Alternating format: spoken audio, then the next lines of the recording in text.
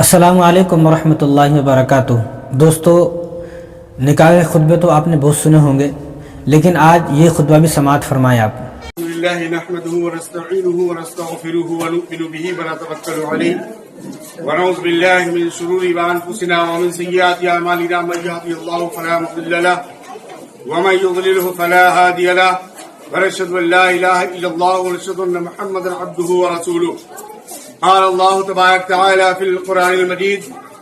فانكحوا ما طاب لكم من النساء مثنى وثلاث ورباع فإن خفتم فرجالا أو ركبانا قال الله تبارك وتعالى في القرآن المجيد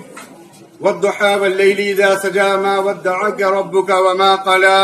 ألا لا إيمان لمن لا محبة له ألا لا إيمان لمن لا محبة له ألا لا إيمان لمن لا محبة له قال النبي صلى الله تعالى عليه وسلم النكاح من سنتي فمن رغب عن سنتي فليس مني۔ آپ نے زندگی میں کوئی ایسا خطبہ نہ سنا ہوگا۔ آپ کی زندگی 50 سال ہو، 60 سال ہو، 40 سال ہو، 30 سال ہو، تو آپ نے زندگی میں کبھی ایسا خطبہ نہیں سنا ہوگا، نہ کسی عالم کی زبان سے، نہ کسی مفتی صاحب کی زبان سے، نہ کسی مولانا کی زبان سے، نہ کسی حافظ صاحب کی زبان سے، نہ کسی قاضی کی زبان سے۔ آج تک آپ نے یہ خطبہ نکاح نہیں سنا ہوگا۔ نہ یہ خطبہ کسی کتاب میں موجود ہے، دنیا کی کوئی کتاب ایسی ہے ہی نہیں جس میں یہ خطبہ موجود ہو، نہ یہ خطبہ ہے۔ اور والضحیٰ جو ایسی صورت ہے کہ جس کی تفسیر الگ ہے، معنی الگ ہیں، جس کے مفہوم الگ ہے، اور والضحیٰ کا پڑھنا خطبہ نکاح میں تو کوئی ضروری نہیں ہے۔ نہ والضحیٰ پڑھی جاتی ہے، نہ کبھی آپ نے سنا ہوگا کہ والضحیٰ واللیل اذا سجی کبھی پڑھی گئی ہو، حالانکہ اس کے معنی الگ ہیں، تفسیر الگ ہے، سب کچھ اس کا مفہوم بالکل الگ تھلگ ہے۔ یہ جو خطبہ انہوں نے پڑھا ہے، یہ اپنی طرف سے انہوں نے ایجاد کیا ہے، اپنی طرف سے خطبہ پڑھا ہے، یہ کوئی خطبہ نہیں ہے، پہلی بات۔ دوسری بات یہ ہے کہ نکاح کے اندر جو خطبہ پڑھا جاتا ہے، اس خطبے کے اندر 2 آیتیں پڑھی جاتی ہیں۔ ایک سورہ نساء کی پہلی آیت ہے، پوری ایک لمبی آیت ہے 4-5 لائن کی، وہ پڑھی جاتی ہے، اور جو دوسری آیت پڑھی جاتی ہے وہ سورہ احزاب کی آخری 2 آیتیں ہیں جو پڑھی جاتی ہیں۔ اور ان 2 آیتوں کا مطلب یہ ہے، اللہ تبارک و تعالیٰ نے پہلی آیت کے اندر تو یہ فرمایا کہ ہم نے کیسے انسان کو پیدا فرمایا، اور دوسری آیت جو سورہ احزاب کی آخری 2 آیتیں ہیں اس کے اندر اللہ تبارک و تعالیٰ نے فرمایا کہ میاں بیوی کو جو زندگی گزارنا ہے وہ اللہ سے ڈرتے ہوئے زندگی گزارنا ہے، یعنی ہر حال میں آدمی اللہ سے ڈرے، بیوی کو حقوق مارتے ہوئے آدمی اللہ سے ڈرے، یعنی دونوں آیتوں میں سمجھانے کی کوشش کی گئی یہ تم اللہ سے ڈرو۔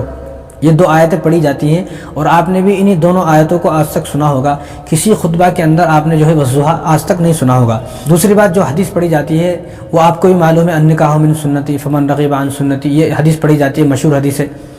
تو یہی حدیث پڑھی جاتی ہے۔ اور جو خطبہ آج تک آپ نے سنا ہوگا نکاحوں میں، وہی خطبہ حضور سے ثابت ہے، حضور کا خطبہ وہی ہے، صحابہ کا خطبہ وہی ہے، حضور بھی اسی خطبے کو پڑھتے تھے اور صحابہ بھی اسی خطبے کو پڑھتے تھے۔ لیکن اس خطبے کو چھوڑ دینا اور دوسرا خطبہ نیا ایجاد کرنا ہے، تو یہ ایک تو دین کے اندر مذاق ہے، اور یہ ایک نئی بدعت ہے، یعنی جو چیزیں حضور سے ثابت ہیں وہی پڑھی جائیں، کیونکہ نہ کوئی خطبہ اتنا مشکل ہے کوئی الگ سے ایک خطبہ لانچ کیا جائے گا، جب وہ خطبہ اتنا مشکل ہے ہی نہیں، بالکل آسان خطبہ ہے۔ ہمارے کتنے ساتھی ایسے ہیں کہ وہ بار بار نکاح میں جاتے ہیں، تو انہوں نے بار بار نکاحوں میں دوسروں کے نکاح میں خطبے کو سنا، تو سن کر ہی اس خطبے کو یاد کر لیا، حالانکہ انہوں نے نہ کسی کتاب میں اس خطبے کو یاد کیا نہ پڑھا، لیکن سن کر ہی وہ خطبہ یاد ہو گیا۔ تو برکتیں جو آئیں گی نکاح کے اندر اسی خطبے سے آئیں گی جو حضور صلی اللہ علیہ وسلم سے ثابت ہے، جو صحابہ سے ثابت ہے۔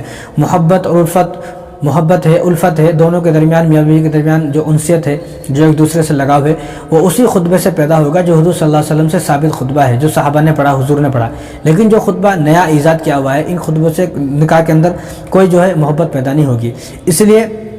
معتبر عالم دین سے خطبہ نکاح پڑھائیں، ایسا عالم دین ہو، سلجھے ہوئے عالم دین ہو، سنجیدہ عالم دین ہو کہ جن کے خطبہ پڑھانے سے نکاح کے اندر برکت آئے۔ اب جو آیت انہوں نے پڑھی وہ بھی صحیح طریقے سے نہیں پڑھی ہے، حدیث پڑھی وہ بھی صحیح طریقے سے نہیں پڑھی ہے۔ اب جو نکاح جو ہوتا ہے، نکاح بہت اہم چیز ہے، اور خطبہ بہت اہم ہے تو سنت، لیکن ہے بہت اہم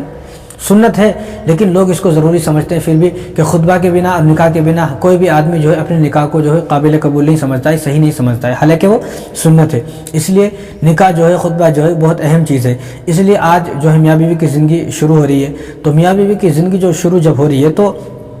اچھی چیز سے شروع ہونی چاہیے، ایسے خطبے سے شروع ہونی چاہیے جو حضور سے جو ثابت ہے، جو صحابہ سے ثابت ہے، جو حضور نے پڑھا، صحابہ نے جو خطبہ پڑھا۔ تو اس لیے معتبر عالم دین کو بلائیں، ایک اچھے عالم دین کو، اچھے جو ہے مفتی صاحب کو بلائیں جو خطبہ بالکل صحیح طریقے سے پڑھیں۔ اور ایسے دھوکے باز جو لوگ ہیں، اب یہ کوئی عالم نہیں، کوئی مفتی صاحب نہیں ہے،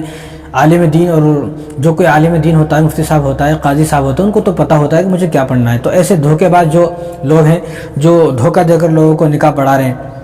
اب یہ دیکھنے سے لگ رہے نہیں کہ یہ کیسے عالم دین ہے، اللہ رحم کرے. تو ایسے دھوکے باز لوگوں سے ہوشیار رہیں، اور ایسے دھوکے باز لوگوں سے ہرگز جو ہے وہ خطبہ نکاح نہ پڑھایا جائے، نہ ان سے نکاح پڑھایا جائے. جس آدمی کی خود اصلاح نہیں ہوئی، اس کے خطبہ پڑھنے سے کیا میاں بیوی کی اصلاح ہوگی، کیا میاں بیوی کے درمیان محبت پیدا ہوگی. تو ایسے